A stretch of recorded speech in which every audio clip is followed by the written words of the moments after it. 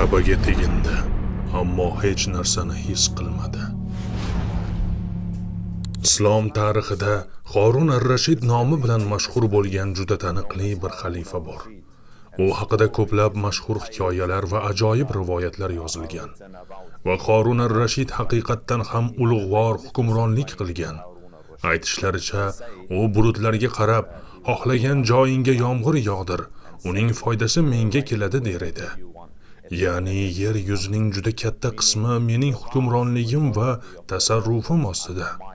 Shunday ekan, sen qayerga yomg'ir yog'dirma, uning foydasi, hosili va yaxshiligi menga keladi. Va subhanalloh, go'yo tasodifan Harun ar-Rashid o'lim ostonasiga yetganida, o'lim yaqinlashganini bilgach, saroydagi odamlarga menga qabrimni ko'rsatinglar dedi. Shunda ular uni vafotidan keyin dafn etiladigan qabristonga olib borishdi. U o'zi uchun qazilgan qabrni ko'rdi. Subhanalloh, uning ortida va atrofida Harun ar-Rashidning saroylari, tasavvurdan ham kengroq cho'zilgan saltanati bor edi. Endi esa u bularning barchasini tashlab, mana shu kichkina qabrga kelib dafn etiladi. Shunda u o'zining naqadar kichik ekanini, bu dunyo hayotining naqadar vaqtinchalik ekanini va saltanatning naqadar bo'sh ekanini anglab ketdi. Shunda u Robbisiga yuzlanib shunday dedi: Ey mulki nihoyat topmas zot, mulki nihoyasiga yetgan bandangga rahim qil. Ya'ni mening vaqtim tugadi.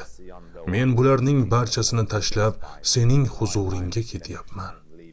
Shunday qilib, mashhur Harun ar-Rashid bir kuni hajga yo'l oldi. U hajga kelganda Ka'ba atrofida tavof qilayotgan edi. Sizlardan qora tosh bilan Ka'baning eshigi oralig'ida bo'lganlar biladiki, u yerda Multazam deb ataladigan joy bor. Multazam. U yerda ko'ksingizni Ka'baning devoriga qo'yib iltijo qilasiz, duo qilasiz va Robbingizga o'z so'rovlaringiz hamda mag'firat tilab yuzlanasiz. Shunday qilib Harun ar-Rashid Ka'baga yopishgan edi. Uning ko'kragi Ka'baga tegib turardi. U multazamda edi. U Allohning harami ichidagi eng muqaddas joyda, Allohning uyida Ka'baga yopishib, unga tegib turgan edi. Shunga qaramay u hech narsani his qilmayotganini sezdi. Ya'ni qalb Robbiga yaqinlikdan, bog'lanishdan va qurbatdan his qilishi kerak bo'lgan narsani his qilmayotgan edi. Ilgari shunday insonlar bo'lardiki, ular qalb holatiga juda e'tiborli edilar. Ya'ni bu yerda nimadir noto'g'ri ekanini anglay olar edilar. Subhanalloh, bugun esa shunday zamonda yashayapmizki, dunyo yetakchilarining ko'pi vijdon degan narsa va qalb degan narsa borligini ham bilmaydi.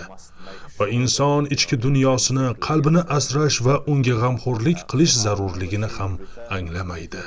Shundan so'ng Harun ar-Rashid dam oladigan joyga qaytdi. U odamlarga shunday dedi: Makkada menga nasihat qila oladigan, men bilan suhbatlasha oladigan biror olim bormi? Shunday bo'lsinki, qalbimdagi bu qattiqlik va qalbni qoplagan bu zang ketib, qalbi yumshasin va o'z Parvardigori bilan bog'lana olsin. Shunda ular bir olimning nomini aytishdi. So'ng u o'sha olimning uyiga bordi va e'lon qiluvchi shunday dedi: Mo'minlar amiri Harun ar-Rashid huzuringizga kirishga izn so'rab keldi. Albatta shayx uy ichidan xalifaning jarchisini ovozini eshitardi. Odatda u shoshilib chiqib, usti-boshini o'nglab, o'sha davrning podshohlarining podshohi bo'lgan mo'minlarning amiri Harun ar-Rashidni kutib olish uchun peshvoz chiqardi. Shunday qilib Harun ar-Rashid birinchi shayxning huzuriga kirib u bilan suhbatlashdi. Shayx unga dalda beruvchi va nasihatomuz bir necha so'zlarni aytdi. Harun ar-Rashid esa odob bilan suhbatni yakunlab tashqariga chiqdi. Bir necha qadam yurgach, yonidagi xizmatkoriga shunday dedi: Shayxning so'zlari menga hech qanday ta'sir qilmadi. Hech qanday o'zgarish sezmadim. Yana boshqa bir shayx bormi? Qalblarning yana boshqa bir tabibi bormi? Shunda ular uni boshqa bir shayxning huzuriga olib borishdi. U yerga borgach, jarchi mo'minlar amiri Harun ar-Rashid eshigingiz oldida turibdi. Huzuringizga kirishga izn so'ramoqda deb e'lon qildi. Tabiiyki shayx shoshib chiqdi. Xalifani kutib oldi, uni ichkariga taklif qildi va u bilan bir necha daqiqa suhbatlashdi. Ammo Harun ar-Rashid ichidagi bezovtalik tobora ortib borardi. Nima bo'lyapti?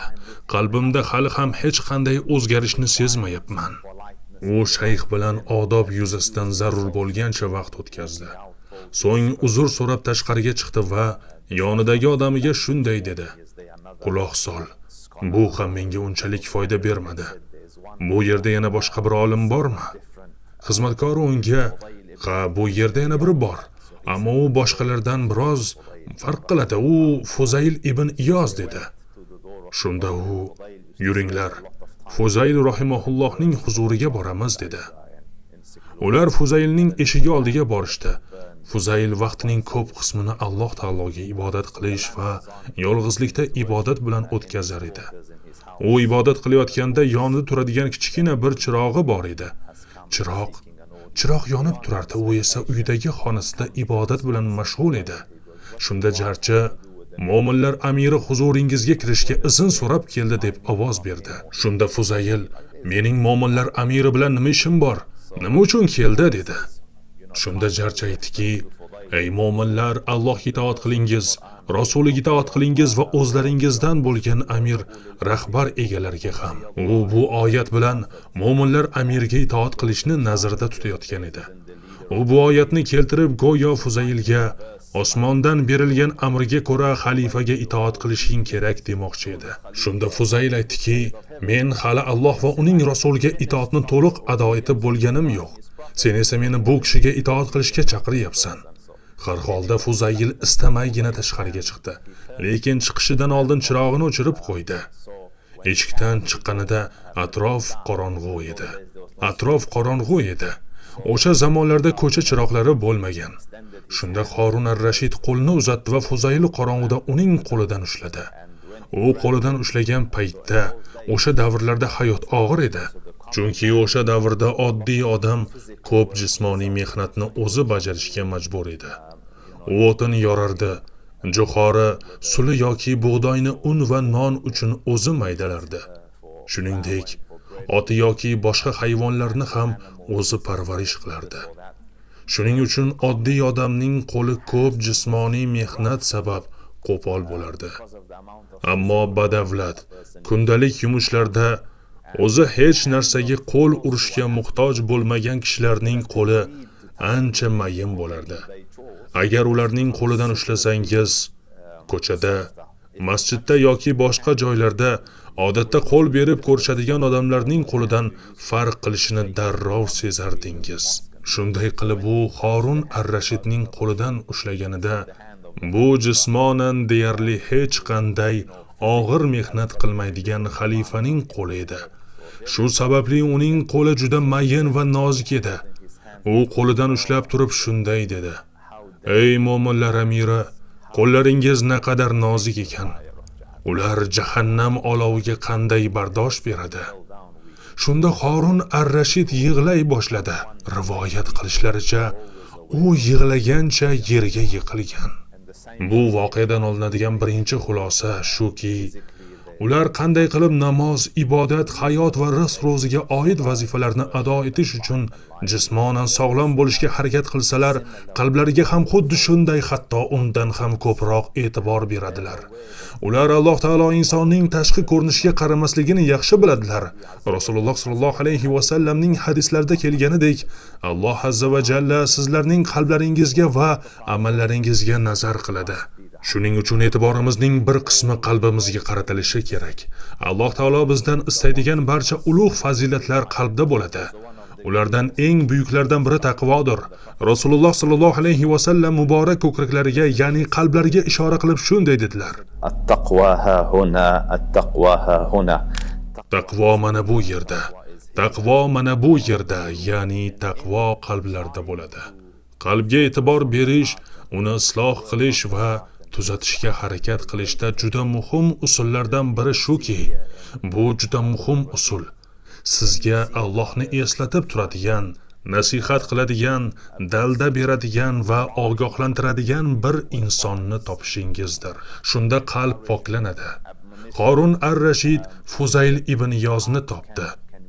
Biz esa alhamdulillah millionlab shayxlar, ulamolar, olimlar, da'vatchilar hamda yaxshilik va fazilat ahli bo'lgan insonlardan ilm va nasihat olish imkoniga egamiz. Har kuni bo'lmasa ham haftaning bir kunida hech bo'lmaganda bir necha daqiqa o'zingizni, qalbingizni tuzatishga harakat qiling. Eslatmalarni tinglang. Ehtimol shunda siz qalbingizni pok tutarsiz. Qalbni poklik va ezgulik sari rag'batlantirasiz. Qalbingiz albatta ta'sirlanishga e'tibor beradi. Alloh sizga baraka bersin. Alloh sizlarni hidoyat qilsin. Alloh sizlarni o'z panohida asrasin. Siz One Islam TV ilovasini ko'rib chiqdingizmi?